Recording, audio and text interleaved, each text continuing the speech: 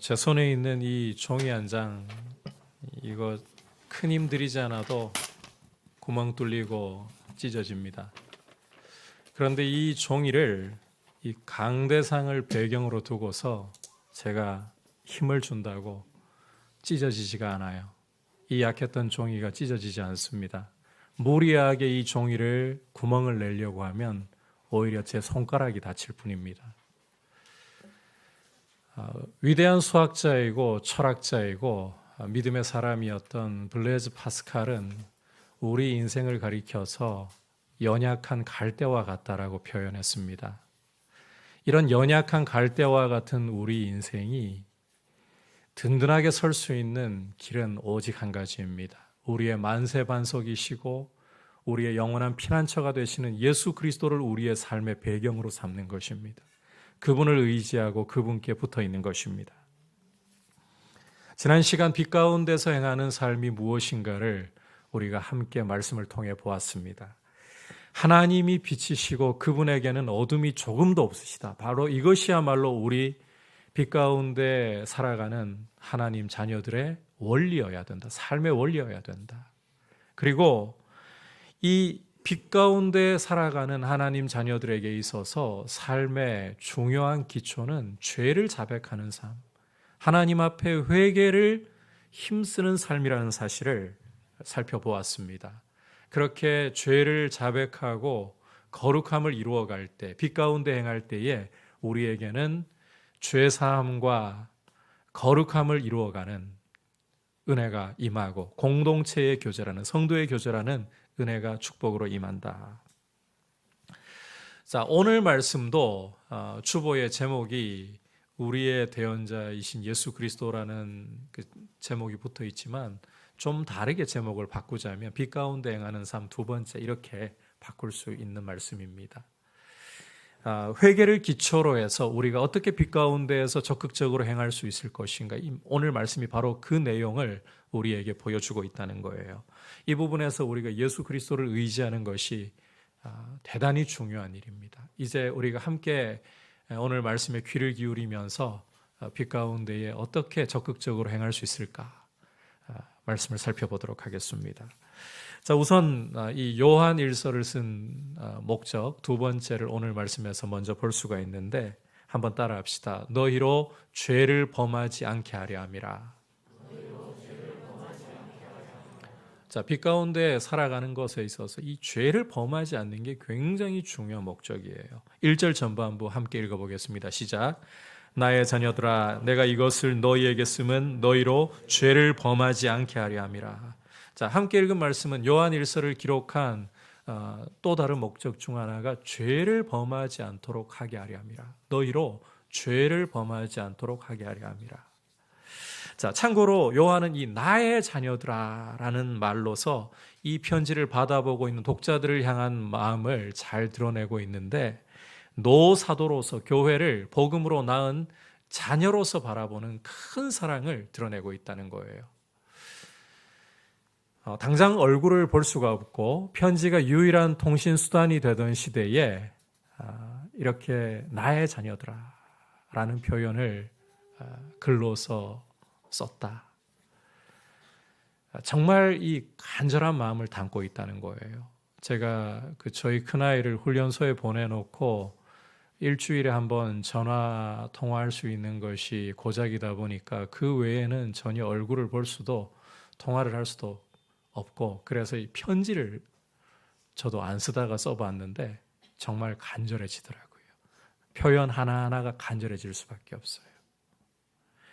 그래서 이 심정이 어떠한 것인지, 나의 자녀들아, 이 표현 속에 교회를 향한 애정을 얼마나 크게 담고 있는지를 조금이나마 엿볼 수 있는 것 같아요. 이처럼 애끓는 심정을 담아서 교회에게 정말 간절하게 당부하는 것이 무엇이냐? 너희로 죄를 범하지 않게 하려 합니다. 적극적으로 표현한다면 너희가 빛 가운데서 행하고 거룩함을 이루어가기를 간절히 바란다. 여러분, 교회는 거룩해야 돼요. 사도 바울 역시 이 성도의 거룩함, 교회의 거룩함에 대해서 이렇게 말씀을 하고 있습니다. 함께 데살로니가 전서 4장 3절 읽어볼까요? 시작. 하나님의 뜻은 이것이니 너희의 거룩함이라. 여러분, 성도의 거룩함, 교회의 거룩함은 하나님의 뜻이라고 사도 바울이 강조를 하고 있습니다. 오늘 말씀에 이 죄를 범하지 않게 하는 것, 이걸 적극적으로 표현하면 빛 가운데서 행하고 거룩함을 이루어가는 것이라고 말씀을 드렸잖아요. 이게 바로 하나님의 뜻이라는 것입니다. 자, 그렇다면 우리가 어떻게 해야 죄를 범하지 않고 적극적으로는 빛 가운데서 행하면서 거룩함을 이루어가며 살아갈 수가 있을 것인가? 어떻게 해야 하나님의 뜻을 이루면서 우리가 살아갈 수 있을 것인가? 이 문제를 다루고 있는 말씀이 바로 오늘 말씀의 3절부터 6절까지의 내용입니다. 자, 하지만 이 문제로 곧바로 요한이 넘어가기 전에 요한은 우리 삶에서 굉장히 실제적인 문제 하나를 짚고 넘어가고 있습니다. 그게 무엇이냐? 바로 예수 그리스도께서 우리의 변호사가 되신다는 사실입니다. 자, 1절 후반부 만일에서부터 2절까지 함께 읽어보도록 하겠습니다. 시작. 만일 누가 죄를 범하여도 아버지 앞에서 우리에게 대언자가 있으니 곧 의로우신 예수 그리스도시라. 그는 우리 죄를 위한 화목 제물이니 우리만 위할 뿐 아니요 온 세상의 죄를 위하심이라. 우리가 아무리 빛 가운데 살고 거룩함을 이루어 가려고 해도 이 죄악 세상에 발을 딛고 사는 한 여러분, 우리 발에는 죄악의 먼지가 달라붙을 수밖에 없습니다. 죄 안 지을 수 없다는 이야기예요. 앞서 요한일서 1장에서 뭐라고 요한이 말씀을 했습니까? 우리가 죄가 없다 하면 거짓말을 하는 것이고 우리 안에 진리가 있지 않은 것이고 한 걸음 더 나아가 하나님을 거짓말쟁이로 만드는 것이라고 말씀을 했잖아요. 이 빛 가운데 행하는 삶의 기초를 죄를 자백하는 것이라고 강조했던 분이 바로 사도 요한입니다. 그러니까 이 죄악 세상 가운데서 우리가 아무리 거룩하게 살려고 아무리 빛 가운데에서 거룩함을 이루려고 몸부림을 치고 또 몸부림을 친다 해도 죄악에 우리의 발이 빠질 수밖에 없는 것이 우리의 인생의 형편이다.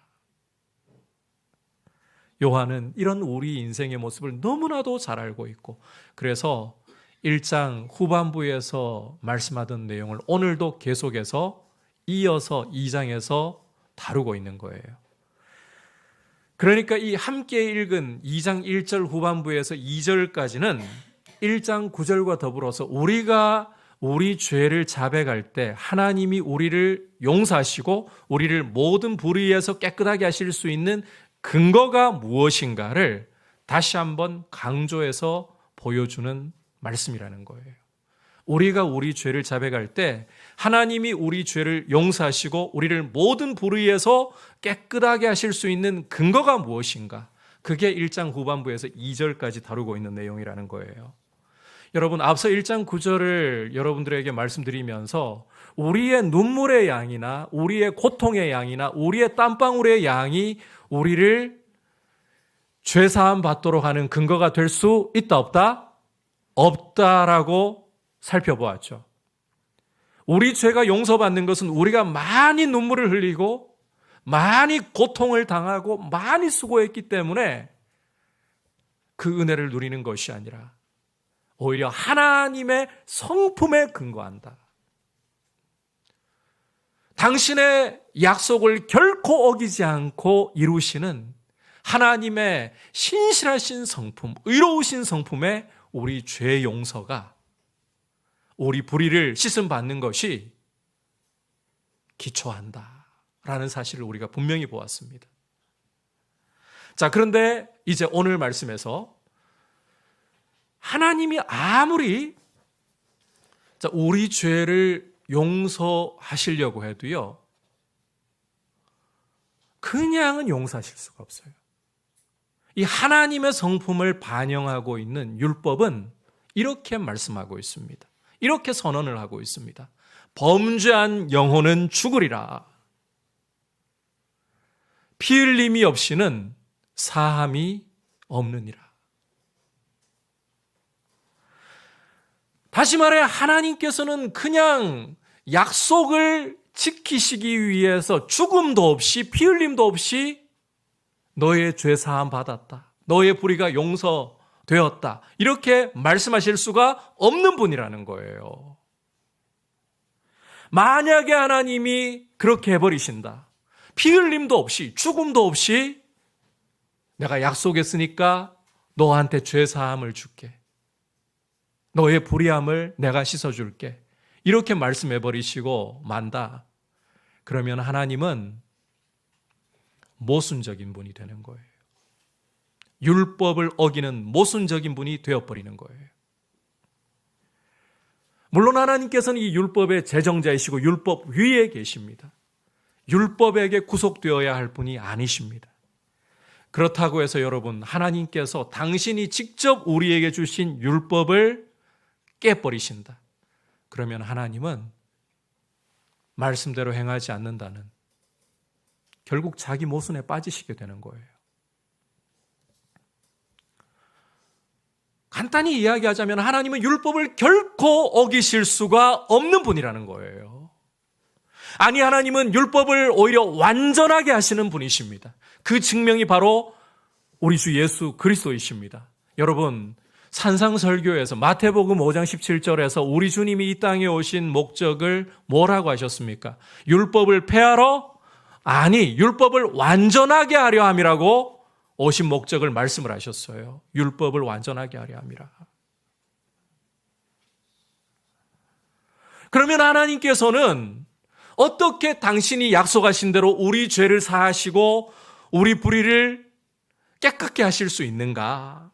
율법을 어기지 않으시면서. 실은 요한일서 1장 7절에서 그 비밀을 밝혀두셨어요.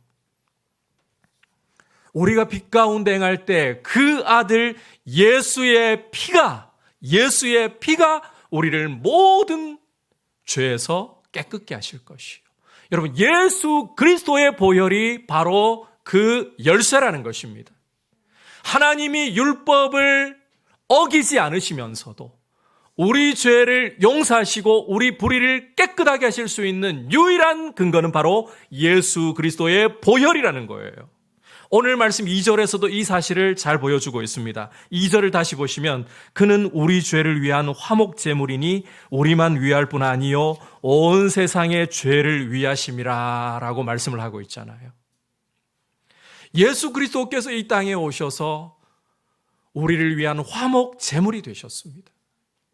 예수 그리스도께서 이 땅에 우리의 자리에 오셔서 우리의 모든 죄짐을 그 몸으로 짊어지셨고 우리 대신 십자가에 달려, 나무에 달려 하나님으로부터 죄에 대한 저주와 심판을 당하셨습니다. 그리고 그의 십자가의 죽으심으로 그 피를 흘려 우리 죄에 대한 값을 남김없이 다 지불하셨습니다. 다 이루었다. 다 지불하셨어요. 이처럼 예수 그리스도께서 우리 죄에 대한 값을 남기지 않고 지불하셨으므로 율법이 요구하는 대로 피 흘림이 없으면 사함이 없느니라 그 요구를 이루셨으므로 이제 하나님은 우리가 우리 죄를 자백할 때에 약속대로 죄 사하시고 우리를 모든 불의에서 깨끗하게 하실 수가 있으신 거예요. 그리스도의 피 때문에. 여러분, 아무리 전능하신 하나님이시라도 할 수 없는 것이 없으신 분이시라도 하나님은 그냥 말로만 우리 죄를 용서하실 수가 없습니다. 당신이 주신 율법을 깨뜨리실 수가 없으십니다. 따라서 하나님은 우리에게 자기의 독생자를 아끼지 않고 화목제물로 내어주셔서 그리스도께서 우리 죄를 짊어지시고 십자가에 달려 우리 대신 저주를 당하심으로 그 피로 우리의 모든 죄값을 치르시고 우리를 죄사함 받도록 우리 모든 불의가 깨끗게 될 수 있도록 길을 열어주신 거예요. 여러분, 예수 그리스도의 피가 우리 죄사함의 유일한 길이고 예수 그리스도의 피가 우리를 모든 불의에서 깨끗게 하는 유일한 길이 됨을 믿으시기를 바랍니다. 예수 그리스도의 피가 회개할 수 있는 길을 열었고 죄 사함 받을 수 있는 길을 열었습니다. 여러분, 이거 절대로 오해하시면 안 돼요. 절대로 이런 식으로 우리가 생각을 해서는 안 돼요. 내가 회개를 했기 때문에 하나님이 나를 용서하셔. 어떻게 보면 이게 맞는 부분도 있어요. 그러나 엄밀하게 그게 아니에요. 예수 그리스도의 보혈이 십자가에 흘려졌기 때문에 우리의 회개가 가능해진 거예요. 예수 그리스도의 보혈이 십자가에 흘려졌기 때문에 죄사함의 길이 가능해진 거예요. 이 순서를 뒤집으면 안 돼요. 내가 회개하면서 정말 이 내 속에 있는 모든 것을 짜내어서 간절함을 하나님 앞에 쏟아놓고 내 모든 눈물을 쏟아놓고 내 모든 땀방울과 진액을 짜낸다 할지라도 여러분, 그게 우리 죄를 용서할 수 있는 게 아닙니다. 우리 위에 십자가에 흘리신 우리 주님의 보배로운 피가 나는 공로가 없으나 나를 위해 십자가에 대신 저주를 받으시고 십자가에 쏟으신 그 피가 회개의 문을 열고 죄사함의 문을 여는 것입니다. 이 고백이 우리의 가슴에 깊이 새겨지기를 주님의 이름으로 축복합니다. 그리스도의 보배 피가 유일한 길이에요. 주목할 것은 이렇게 우리 위에 십자가의 화목제물이 되신 우리 주 예수님은 이제 부활 승천하셔서 하나님 보좌 우편에서 우리의 대언자가 되신다는 사실입니다. 우리의 대언자가 되신다. 부활 승천하셔서 하나님 보좌 우편에 앉으시고는 우리의 대언자 역할을 하시는 거예요. 자, 여기서 이 대언자라는 표현은 헬라어로 파라클레토스. 제가 여러분들께 이 헬라어 어지간하면 안 쓰려고 하는 편인데 조금 어렵더라도 이건 여러분이 이 단어는 알고 계시면 도움이 돼요. 파라클레토스라고 합니다. 대언자를 헬라어로 파라클레토스. 그런데 이 파라클레토스라는 표현이 요한복음 14장에서 사용이 되었는데 성령님께 사용이 되었어요. 똑같은 이 기자가 요한이잖아요. 요한복음을 쓴 사람도 요한, 요한 일서를 쓴 사람도 요한. 그런데 자, 요한 일서에서는 요한이 예수님을 파라클레토스, 요한복음에서는 성령님을 파라클레토스 이렇게 표현을 했어요. 왜 그럴까? 자, 참고로 요한복음 14장을 보시면 성령님을 가리켜서는 수식어가 하나 더 따라 붙습니다. 또 다른 파라클레토스, 또 다른 보혜사라고 번역을 하고 있죠. 우리말로는. 성령님은 또 다른 파라클레토스. 자, 그렇다면 원조 파라클레토스가 있다는 말 아닙니까? 또 다른 파라클레토스라고 했으니까. 그 원조 파라클레토스가 누구시냐? 바로 예수님이시라는 거예요. 이해되시겠죠? 그러면 요한 1서에서 굳이 성령님이 아니라 예수님을 우리의 파라클레토스라고 요한이 강조하는 이유는 이 편지가 교회 안에 파고 들어온 영지주의 이단을 맞서서 기록된 배경이 있기 때문입니다. 영지주의자들은 예수님의 성육신을 부정합니다. 가현설을 주장했습니다. 여러분, 만약에 예수님이 참 육신으로 사람으로 이 땅에 오시지 않고 마치 그렇게 보일 뿐이다. 그렇다면 예수님의 십자가의 대속의 죽음도 부활도 승천도 다 무용지물이 되고 마는 거예요. 다 거짓이 되고 마는 거예요. 따라서 요한은 이 예수님의 인성을 부정하는 영지주의에 맞서서 성령님이 파라클레토스이심에도 불구하고 예수님이 파라클레토스 되심을 더욱더 강조함으로 예수님의 십자가와 부활과 승천이야말로 우리 구원을 이루는 유일한 길이 된다는 것을 일부러 강조하는 겁니다. 이해하시겠죠? 자, 그런데 이 파라클레토스라는 말은 원래 어떤 의미인가 하면 어떤 사람을 돕도록 곁에 부름을 받은 자라는 뜻이에요. 어떤 사람을 돕도록 곁에 부름을 받은 자. 그걸 오늘 말씀에서는 대언자라는 표현으로 번역을 했는데 제가 보기에 우리가 이해하는 데 더 도움되는 표현이 변호사, 중재자일 것 같습니다. 그래서 여러분 이 대언자라는 자리에다가 변호사라는 표현을 넣어가지고 읽어보시면 돼요. 우리 주님이 이제는 부활 승천하셔서 하나님 보좌 우편에 앉으셔서 이제는 하나님 앞에서 우리의 변호사가 되어주신다는 거예요. 여러분 이 땅을 살아가면서 우리는 죄악의 발이 더러워지지 않을 수가 없다고 했습니다.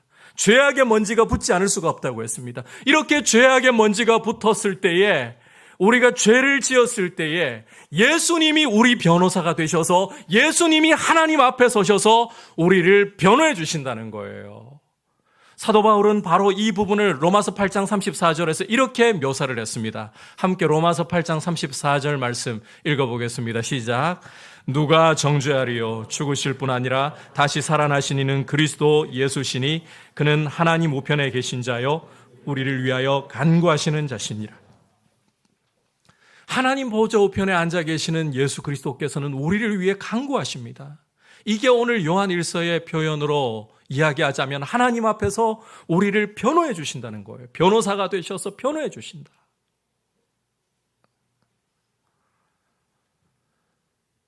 우리가 죄를 지을 때 주님이 이렇게 말씀하신다는 거예요. 아버지여, 이 아무개는 내가 위하여 십자가에 피를 흘린 사람입니다. 아버지여, 박창규는 내가 십자가에서 위하여 피를 흘린 사람입니다. 아버지여, 이 용주는 내가 십자가에서 위하여 피를 쏟은 사람입니다. 주님이 이렇게 우리를 변호해 주신다는 거예요. 바로 이것 때문에 우리가 죄를 자백할 때 죄사함 받는 거예요. 모든 불의에서 깨끗함을 입는 거예요. 절대 우리의 회개가 뛰어나서가 아닙니다. 여러분, 이번에 이 부분 좀 못 받고 가셨으면 좋겠어요. 여러분이 죄 짓고 회개하려고 할 때 어떤 때는 여러분 마음이 너무 건조할 때 있어요. 눈물조차 나지 않아요. 말도 제대로 안 나올 때가 종종 있어요. 뭐라고 하나님 앞에 내 자신을 정말 마귀의 고소는 둘째치고 내가 검사로서 내 자신을 좀 주님 앞에 적나라하게 고소하면서 내 죄를 철저히 밝히면서 뼛속까지 회개하고 싶은데 말도 잘 안 돼요. 그럴 때가 종종 많아요. 그럴지라도 여러분, 주님 앞에 죄에서 돌이켜 주님께로 돌아가고 싶다라는 마음을 여러분 중심에 가지고 죄를 버리려고 하잖아요. 우리의 간절함, 우리의 언어의 화려함, 우리의 눈물, 우리의 수고가 우리를 하나님 앞에서 가려주는 게 아니에요. 예수 그리스도께서 우리의 변호사가 되셔서 우리의 모든 죄를 당신의 피를 아버지 앞에 내보이시며 이 피가 이 사람을 위하여, 이 아이를 위하여 흘려졌습니다. 여러분, 그 피만을 의지할 수 있기를 축복합니다. 하나님 아버지의 의로우시고 신실하신 성품만을 의지할 수 있기를 축복합니다. 예수 그리스도의 피만이 우리 죄사함의 유일한 길입니다. 자, 이제 마지막으로 요한은 이 사실을 우리에게 굉장히 중요하게 알려준 다음에 그러면 이제 어떻게 빛 가운데 적극적으로 행하면서 거룩함을 이루어갈 것인가 실제적으로 이야기하기 시작합니다. 3절부터 6절 함께 읽어보겠습니다. 시작. 우리가 그의 계명을 지키면 이로써 우리가 그를 아는 줄로 알 것이요 그를 아노라 하고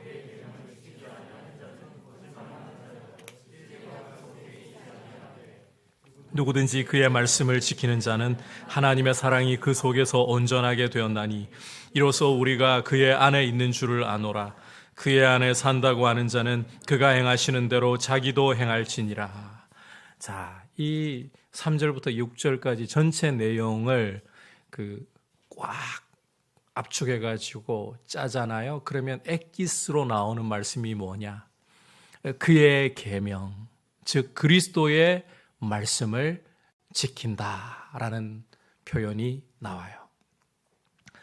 자, 그리고 이 그리스도의 말씀을 지키는 것이 그리스도를 아는 것, 바꿔 말하면 빛 가운데 행하고 거룩함을 이루어가는 적극적인 길이라는 것입니다.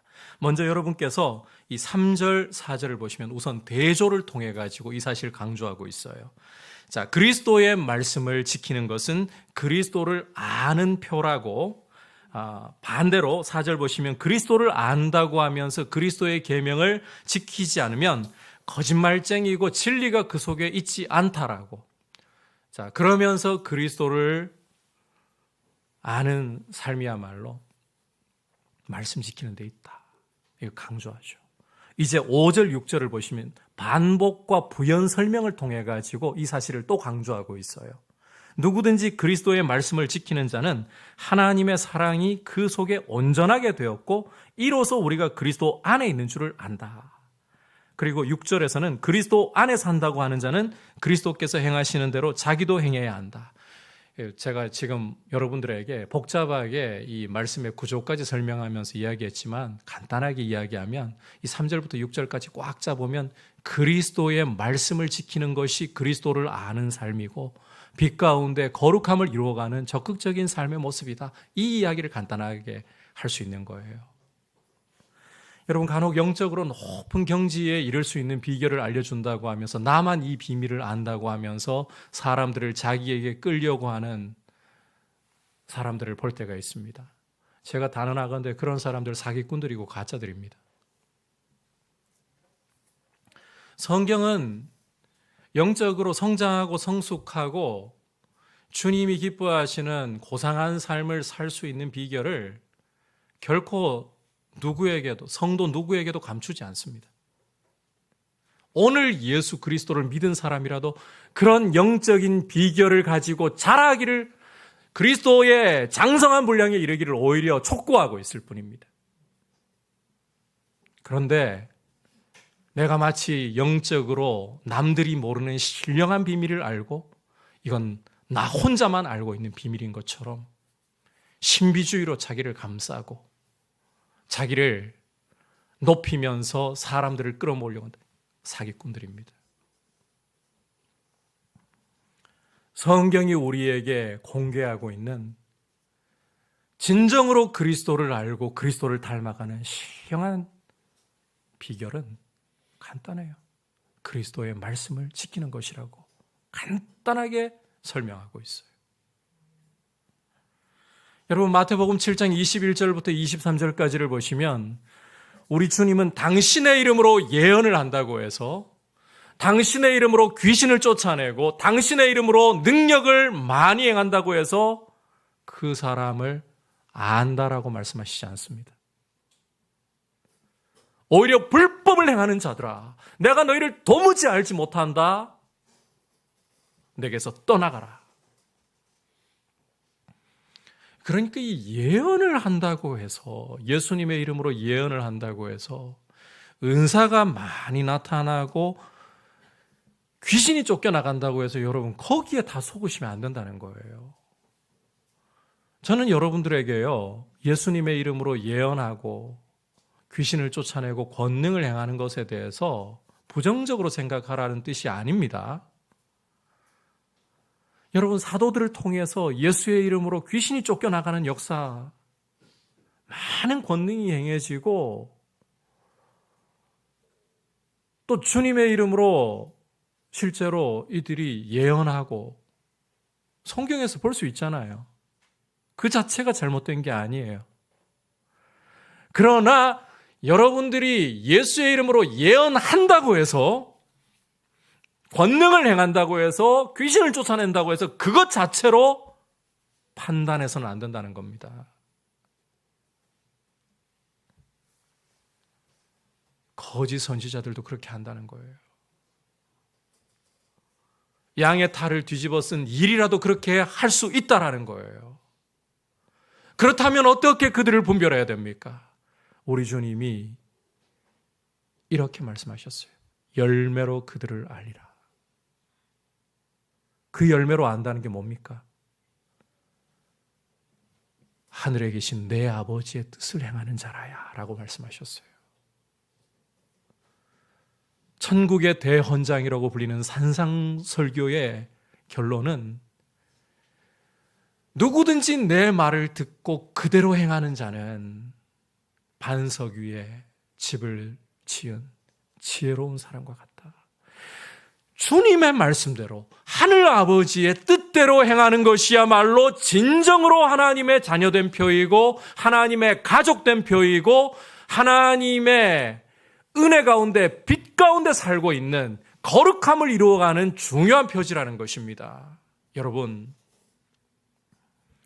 여기에서 벗어나면 안 돼요. 열매로 그들을 알리라. 주님의 말씀을 가지고 고민하고, 주님의 말씀 때문에 신음하고, 주님의 말씀 때문에 회개하고, 주님의 말씀 때문에 순종하기 위해서 성령의 능력을 구하고 지혜를 구하고, 주님의 말씀 때문에 주의 몸된 교회를 사랑하려고 몸부림치고, 그게 열매인 거예요. 좋은 나무라는 증거인 거예요. 또 한 가지는 말이에요. 여러분께서 복음서를 읽어보시면 악한 사람은 절대 선한 말을 할 수 없어요. 속에 쌓은 것으로 말을 하기 때문에. 여러분, 열매로 그들을 알리라고 했는데 교회다운 교회를 세워가는 사람들의 특징은 그 말에 있어서 하나님의 말씀을 하려고 합니다. 뒤에서 음침하게 비방하고 교회를 욕하고 하나님이 세우신 권위자들을 비방하는, 자기 마음에 안 들면 그렇게 하는 사람들은 단언하는데, 그 사람이 거듭난 사람이라면요, 회개하고 정신 차려야 돼요. 그런 사람들의 이야기를 들을 때 여러분 동조하시면 안 돼요. 다윗이 귀신 들려서 미쳐버린 권위자인 사울을 대할 때 어떻게 했습니까? 자기가 판단하고 자기가 손을 대어 죽이려고 했습니까? 죽일 기회가 와도 옷자락 자르면서도 마음이 찔려가지고요, 하나님이 손보신다, 그런 태도 가지잖아요. 이 말을 오해하지 마십시오. 여러분, 목회자가 말씀대로 안 가면 여러분 비판적인 태도를 가지고 있어야 돼요. 성경적이지 않으면 여러분, 목사님 그거 잘못되었습니다라고 말할 수 있어야 돼요.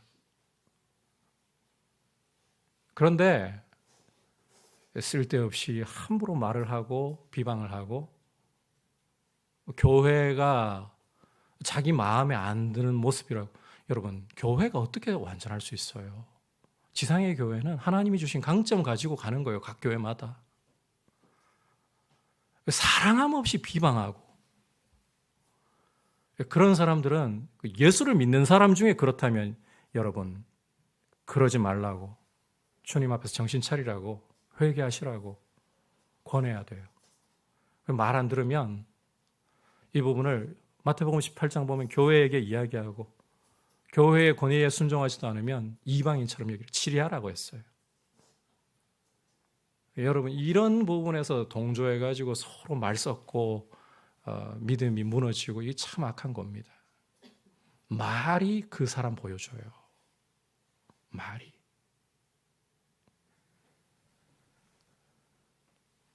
결국 우리의 거룩한 삶에서요, 여러분, 말씀 앞에, 주님의 말씀 앞에 몸부림치고 있는가? 주님의 말씀대로 순종하려고. 여러분의 연약한 문제 안 됩니다. 우리 연약합니다. 그런데 그 연약함 붙들고 주님 말씀 앞에서 씨름하고 있고, 말씀대로 못 살아서 괴로워하고 있고, 말씀대로 못 살기 때문에 때로는 그 고민을 형제들에게 나누면서 좀 도와달라고, 같이 기도해달라고. 여러분, 이런 분들은 존중해야 돼요. 이런 분들 귀하게 여기셔야 돼요. 솔직히 목회도 마찬가지입니다. 여러분, 은사로 목회하죠. 프로그램 가지고 목회하죠. 사람들 숫자를 더 끌어모을 수 있어요. 그런데 말씀 따라가지고 목회하려고 하죠. 이게 굉장히 더딥니다. 별로 그렇게 즐겨할 목회는 아니에요. 눈에 그렇게 띄지도 않아요. 근데 여러분, 이건 기억하셔야 돼요. 우리가 거룩하게 되고 빛 가운데 행하는 삶에 왕도가 없어요. 주님은 그런 왕도 말씀하시지 않았어요. 말씀 따라서 우리가 우리 자신을 함부로 판단해도 안 돼요. 진짜 우리가 얼마나 성숙한 사람인가 주님 판단하실 일이고, 진짜 성숙한 사람들은 말씀 앞에 고민해요. 말씀대로 못 사는 것 때문에, 때로는 이 말씀 때문에 정욕이 끌어오를 때는 신음하고 몸부림치고 주님 도와주세요. 때로는 주님께 막 어떤 때는 너무 이게 괴롭잖아요. 신경질 부리기도 해요. 주님 너무 괴로운데 왜 이렇게 그냥 두시냐고. 그런데 주님 앞에 의지하려고 하는 그게 중요한 거예요. 그리고 말의 열매에서 함부로 말하려고 하지 않습니다. 특히 말을 돌아볼 줄 압니다. 왜냐하면 말은 본질을 보여주기 때문에. 빛 가운데에서 주님의 말씀대로 행하기 위해 몸부림치는, 그리고 그런 몸부림을 볼 때 귀하게 여기고 여러분들 서로를 격려해 주는, 그게 교회 분위기가 되어야 돼요. 시껄렁한 말 가지고 비방하고 뒤에서 음침하게 교회를 흔드는 이런 사람들은 여러분 교회 안에서 있지만, 제가 이런 표현 쓰기 참 그렇지만 마귀에게 놀아나고 있는 겁니다. 그런 사람들을 훈계해도 말 안 듣잖아요. 가까이 하시면 안 돼요.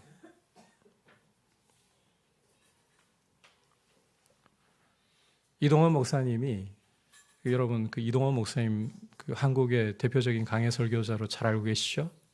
은퇴하셨지만 이분이 이제 강준민 목사님이라고, 과거에 그 뿌리 깊은 영성이라는 책으로 우리 한국 교회에 잘 알려지시게 된 분 계시는데, 이 강준민 목사님이 찾아와 가지고 목회에 대해서 목사님 저한테 꼭 주시고 싶은 조언이 있으십니까? 그때 첫 마디가 이거였다 합니다.